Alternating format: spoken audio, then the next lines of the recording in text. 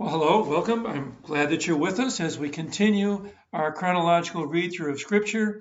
And today we're going to read the book of Ruth. Don't fear, it's a delightful book. It's only 4 chapters long. You won't have any trouble getting through this book in one sitting. The book of Ruth takes place during the time of the Judges, just like our readings over the last 8 days have. But the book of Ruth is not dark like the book of Judges is. In fact, the book of Ruth gives hope as it relates the account of a foreign woman, a Moabite woman, who has great faith, and the account of an Israelite man who also has great faith and integrity and who understands the intent of the law of God just as much as he understands the letter of the law of God. Clearly, these are people who are a part of the remnant that God always provides for himself. Well, the overview of the story of Ruth is really quite straightforward.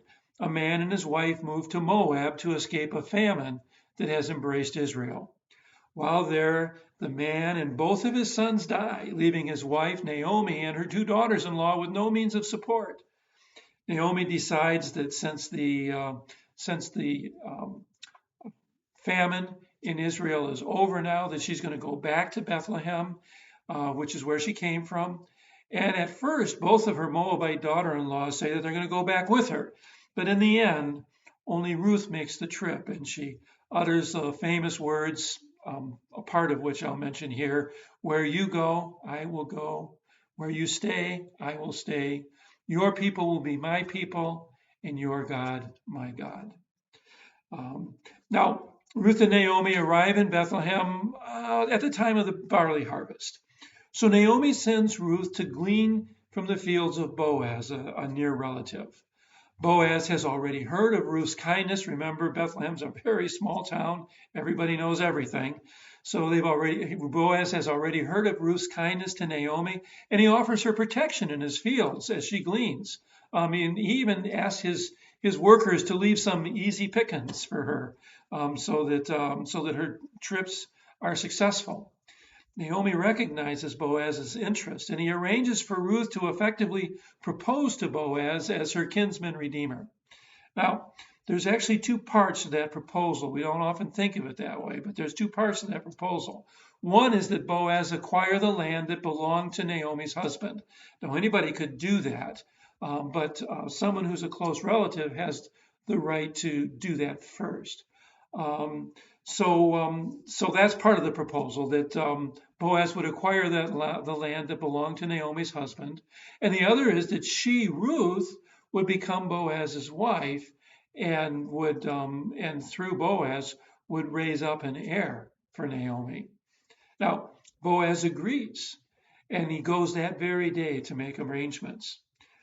Actually, Boaz is quite impressed that Ruth would be willing to do that with him, who apparently is considerably older than Ruth is, rather than one of the younger men in the area. Well, turns out that there's another man who's a closer relative, and he has first rights to purchase the land. So Boaz goes and he meets at the city gates, essentially, with the elders of the city, and he explains this to this other man, and the man says, "Yes, I want to buy that." So this would provide Naomi with the nest egg that she needs in order to be able to live. And the man he's not going to have any risk of losing the land because there's no heirs. Naomi clearly is not going to have any more sons, and her 2 sons have both died, so there's no heirs. But when Boaz then tells him, "Okay, that's fine. I'm going to be marrying Ruth, and my intent is to raise up an heir for the land." I mean, there's only a few words in there that talks about kinsman redeemer, but this is what that all implies. Well, the man, he very quickly recants, because what's going to happen is he's going to spend a bundle of money for the land. If indeed Boaz and Ruth have a son, which one would fully expect, then this man would lose that land to the new heir. And he wouldn't have any way of getting the money back from Naomi that he had already paid. So it would be kind of a losing situation for him, as he has no intention of, as he is not in position to marry Ruth. Well, Boaz has already made that commitment. So Boaz acquires the land instead, as he had obviously originally intended to. And he states his intent to marry Ruth and to raise up an heir for Naomi and her sons so that their names don't disappear from the records of the town. And indeed, Boaz and Ruth are blessed with a son. They name their son Obed. He becomes the father of Jesse. Jesse becomes the father of David, King David, who, of course, from King David's line, the Messiah is also born. So this is just a beautiful story of God providing for His people in the fulfillment of His promises.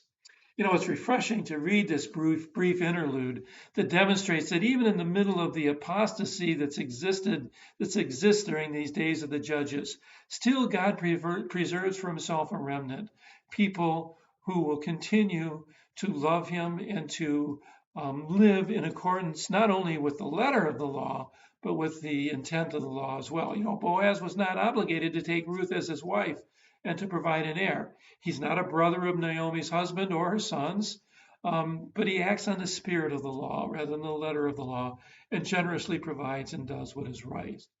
Right. The grace, the mercy, the provision, and the active hand of God can be seen throughout this particular narrative. I pray that you enjoy reading it.